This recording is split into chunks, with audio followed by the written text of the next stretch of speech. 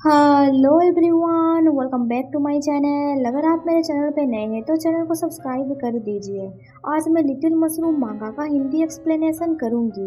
ये video part 5 है। दूसरे के मरने के बाद मिलिट्री के आदमी दूसरे को वहां से ले जाने लगते हैं। दूसरे के मरने के बाद आन थोड़ा सैड नजर आता है। वो सोचने लगता है फंडामेंटली ह्यूमन बेस एंड वो खाई दोनों सेम चीजें हैं। डर, झगड़ा एंड बड़ा फाइट, सब कुछ वैसा ही है। तभी वहां पे मौजूद एक आदमी चिल्ला के बोलता है, तुम्हारे फेस पे कुछ तो है। देन उन दोनों पर्सन के बीच झगड़ा होने लगता है। तभी एक गन शॉट का साउंड से सब कोई साइलेंट हो जाता है। तभी आन किसी के पैरों के पास बुलेट सेल देखता है। आन सोचने लगता है, क्या वो बुलेट सेल मेरा है? वो अपने चेस्ट के पास टच करता है एंड सोचता है, मेरा सेल मेरे पास है। आन उस बुलेट सेल को उठाता है। पास में जो पर्सन खड़ा था वो घबराते हुए बोलता है, तुम मेरे करीब क्यों आ गए? आन बोलता है, मुझे माफ कर दो, मुझे लगता है मैंने कुछ गिरा दिया। उस बुलेट सेल को देख के वो सोचता है, वेट, पैटर्न एंड साइज। आखिर इस बुलेट सेल एंड मेरे गले में जो बुलेट सेल है, इन दोनों में क्या अंतर हो सकता है? कुछ देर पहले दूसरे अपने कदम लू फेंग की तरफ बढ़ाने लगी थी, पर फेंग उसे गोली मार देता है। देन वो सोचने लगता है, तब लू फेंग कहाँ पे खड़ा था? वो पीछे पलट के देखता है जहाँ पे दूसरे का खून लगा हुआ है। आन सोचने लगता है, मैं जहाँ पे खड़ा हूँ क्या लू फेंग भी यहीं पे खड़ा था या नहीं? ये बुलेट लू फेंग का है एंड वो ट्रायल कोर्ट का जज है। तो फिर मेरे पास जो बुलेट है क्या वो भी जजेस का है? अगर ये जजेस का है तो फिर मैं इन सब चीजों में डायरेक्टली इन्वॉल्व नहीं हो सकता। अगर मैं उन्हें कहूँगा कि मैं अपने स्पोर ढूंढ रहा हूँ, इसका मतलब ये होगा कि मैं एडमिट कर रहा हूँ कि मैं एक मशरूम हूँ। तभी वहाँ पे अनाउंस होता है कि बफर टाइम खत्म हो गया है। प्लीज आप सब लोग एक लाइन में खड़े हो जाइए ताकि हम लोग इन्फेक्शन का स्क्रीनिंग कर सके। तभी एक लड़का बोलता है, डैड, उन्होंने हमें 30 मिनट वेट क्यों करवाया?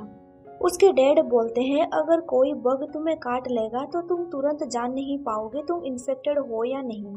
30 मिनट के बाद ही जज हमें डायग्नोसाइज कर सकते हैं। वो लड़का बोलता है, पर वो लोग इसके बारे में कैसे फिगर आउट करेंगे? मैंने सुना कि वो किसी को भी मारना चाहते हैं। ये सुन के उसका डैड बोलता है, चुप रहो, क्या तुम्हें भी गोली खाना है?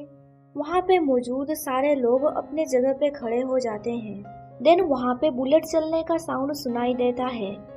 आन बुलेट साउंड को काउंट करने लगता है, 1 2 3 4 एंड ये नंबर बढ़ते बढ़ते 73 तक चला जाता है। कुछ समय के बाद बुलेट साउंड रुक जाता है। वहाँ पे जितने भी लोग बच जाते हैं वो लोग एग्जिट गेट से बाहर निकलने लगते हैं। आन भी एग्जिट गेट की तरफ बढ़ने लगता है। वहाँ पे वो देखता है लू फेंग को एंड वो नोटिस करता है कि जमीन में बहुत सारे बुलेट सेल गिरे हैं। कुछ समय के बाद बुलेट साउंड सुनाई देना बंद हो जाता है। फेंग को देख के आन रुक जाता है। फेंग उसे ऊपर से नीचे इंस्पेक्शन करने लगता है। फेंग उसे बोलता है, तुम्हारे हाथों में क्या है? ये सुन के आन कोई रिप्लाई नहीं दे पाता है। वो अपना मुट्ठी खोल के उसे दिखा देता है कि उसके हाथों में बुलेट सेल है। ये देख के लू फेंग कुछ रिप्लाई नहीं देता है। कुछ सेकंड के बाद लू फेंग उसे बोलता है, यहाँ से जाओ। ये सुन के आन वहाँ से चला जाता है। इसके बाद हमें दिखाया जाता है मिस्टर साओ का शॉप। वहाँ पे एक रेडियो बोल रहा होता है कि 17 मई रात के 7 बजे एक पैरासाइटिक मॉन्स्टर ने सिटी सप्लाई स्टेशन पे हमला कर दिया था, एक नया पैरासिटिक मेथड से।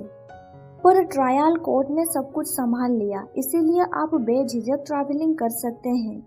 सिक्योरिटी को इम्प्रूव करने के लिए सिटी गेट का ओपनिंग टाइम घटा दिया गया है। सिटी गेट का ओपनिंग टाइम सुबह 8 से दोपहर को 12 बजे तक होगा एंड 2 बजे से लेके शाम के 6 बजे तक होगा। प्लीज आप सब इस टाइम पे गौर फरमाइए। तभी मिस्टर साओ उस रेडियो को बंद कर देता है। साओ आन को पूछता है, तुम्हारा आईब्रो ट्रेनिंग कैसे चल रहा है? तुम उसके फोटो देख के आईब्रो को सही से बनाना। आन ओके बोलता है। मिस्टर साओ हंसते हुए बोलता है, हुवर्ड के बहुत सारे हाथ है ब्लैक मार्केट में। इसीलिए जज का फोटो लेना उसके लिए कोई बड़ा मैटर नहीं है। टेबल पे जिस जज का फोटो है अब ये मेरा हुआ। ये सुन के आन कोई रिप्लाई नहीं देता है। वो लू फेंग का पिक्चर देखते हुए पपेट बना रहा होता है। काम करने के दौरान आन सोचता है इस टेबल को मैंने उस पर्सन से बाय किया जो मुझे फोन बेच रहा था। उसने मुझे प्रेज करते हुए कहा कि तुम एक अच्छा जॉब कर रहे हो। देन उसने मुझे पूछा क्या तुम फोन खरीदना चाहते हो, पर मैंने उसे कहा सॉरी मेरे पास इतने पैसे नहीं हैं, मैं अपने पैसे से बस बीन सूप ही खरीद सकता हूँ। मिस्टर साव उस फोटो को देखते हुए बोलता है हालांकि मुझे उसका स्पेसिफिक डाटा नहीं मिला, पर इस फोटो को अच्छे से खींचा गया है। देखा जाए तो इसका फेस देख के बहुत सारे लड़कियां पागल हो जाएंगी। देन वो आन को पूछता है क्या तुम इसे लाइक करते हो। आन बोलता है मैं उसे लाइक नहीं करता हूँ। ये सुन के मिस्टर साव बोलता है तो फिर तुम ओपोजिशन पार्टी हुए। मैं ओपोजिशन पार्टी को बहुत ही ज्यादा हेट करता हूँ। मेरा प्रीवियस अप्रेंटिस भी ओपोजिशन पार्टी से था। आन उन्हें हेट करने का रीजन पूछता है। मिस्टर साव बोलता है उसने मेरा सैलरी ले लिया, फिर भी वो एक दिन आधा टाइम के लिए काम करने के लिए आता है ताकि वो हर वीक प्रोटेस्ट में पार्टिसिपेट कर सके। ये सुन के आन बोलता है मैं ओपोजिशन पार्टी से नहीं हूँ। साव बोलता है तुम ओपोजिशन पार्टी से हो या रूलिंग पार्टी से, मुझे इससे कोई फर्क नहीं पड़ता, तुम बस छुट्टी नहीं ले सकते। आन बोलता है मैं छुट्टी नहीं लूंगा। ये सुन के साव खुश हो जाता है एंड बोलता है तुम एक अच्छे अप्रेंटिस हो। आन बोलता है क्या मैं यहाँ पे रह सकता हूँ। साव बोलता है पर क्यों। आन बोलता है मेरा पड़ोसी हमेशा मुझे। साव बोलता है क्या वो तुम्हारे साथ सोना चाहता है। आन बोलता है ऐसा नहीं है, वो बस मेरे क्लोज रहना चाहता है। मिस्टर साव बोलते हैं वो तुम्हारे साथ सोना चाहता है एंड इसमें क्या फर्क है। आन बोलता है वो मेरा क्लोज दोस्त है, हम दोनों साथ में बड़े हुए हैं एंड हम दोनों नेबर्स भी हैं। मैं न्यूज़पेपर के लिए आर्टिकल लिखा करता था एंड वो मिलिट्री है जो बाहर काम करता है। हम दोनों कभी कभी एक दूसरे का केयर करते हैं। बाद में मैंने सप्लाई स्टेशन एग्जाम देने का सोचा, पर उसने कहा कि तुम ये एग्जाम मत दो क्योंकि ये बहुत डिफिकल्ट होता है। उसने कहा तुम मुझे ज्वाइन करो एंड मेरे साथ सिटी से बाहर चलो, जो एक इजी जॉब है। पर उसने ऐसा क्यों किया। ये सुन के साहब बोलता है अगर तुम सप्लाई स्टेशन एग्जाम में पास हो जाते तो फिर तुम कॉमन लोगों से आगे बढ़ जाते एंड तुम अपना एक नाम कमाते। एंड उसने मिलिट्री ज्वाइन किया जो ज्यादातर बाहर काम करता था, पर वो पर्सन पूरी जिंदगी ऑर्डिनरी मिलिट्री पर्सन बन के रह जाता। एंड तब क्या तुम उसके साथ रहना पसंद करते। किसे पता अगर तुम्हें ये सप्लाई स्टेशन का जॉब मिल जाता तो शायद तुम एक हायर रैंकिंग पर्सन को अट्रैक्ट करते एंड तब तुम्हारा दोस्त तुम्हारे साथ नहीं रहता। ये सुन के आन बोलता है मैं ऐसा कुछ नहीं करता। मिस्टर साव बोलता है भले ही तुम ये नहीं करते, पर वो इसके बारे में सोच रहा है।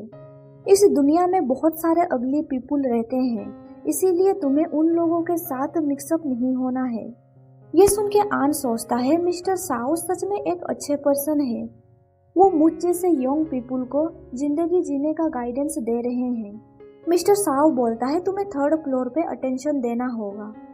तुम्हें एक बड़े मिलिट्री को ढूंढना होगा जो हुबर्ट की तरह होगा। अगर तुम्हारा दोस्त तुम्हें फिर से परेशान करेगा तो तुम्हें उस पर्सन को कॉल करके बुलाना होगा ताकि वो तुम्हारे दोस्त को सबक सिखा सके। कोई फर्क नहीं पड़ेगा अगर वो लड़का नहीं रहा तो तुम फीमेल कैप्टन AR-110 से मिलना, तुम्हें देख के वो लड़की जरूर तुम्हें पसंद करेगी। ये सुन के आन कोई रिप्लाई नहीं देता है, वो अपना काम करता रहता है। कुछ देर के बाद वो मिस्टर साव को बोलते हैं जज का फिंगर इससे भी लंबा होगा। ये सुन के मिस्टर साव बोलते हैं व्हाट, मुझे अब ये फिर से करना होगा। इसके बाद हमें दिखाया जाता है रात को आन घर नहीं जाता है, वो शॉप पे रुक जाता है। वो ठीक से सो नहीं पाता है क्योंकि उसके सामने चेयर पे लू फेंग का पपेट बैठा हुआ है। वो पपेट का फेस दूसरी तरफ कर देता है एंड वापस बेड में चला जाता है। सुबह मिस्टर साव दुकान आता है। वो आन को बोलता है इसका फेस इस तरफ क्यों है। आन अपने आईज रब करते हुए बोलता है क्योंकि मैं उसके सामने सो नहीं पा रहा था। आन रात को ठीक से सो नहीं पाया है। वो फिर से खुद को ब्लैंकेट से कवर कर देता है। ये देख के मिस्टर शाह गुस्से से बोलता है, मैं तुम्हारा सैलरी काट दूंगा। यहाँ पे चैप्टर खत्म हो जाता है। वीडियो पसंद आया तो लाइक कर दीजिए एंड आगे का स्टोरी जानने के लिए मेरे चैनल को सब्सक्राइब कर दीजिए एंड साथ ही बेल नोटिफिकेशन ऑन कर दीजिए ताकि आपको मेरा हर वीडियो का नोटिफिकेशन मिल सके। Thank you for watching my videos.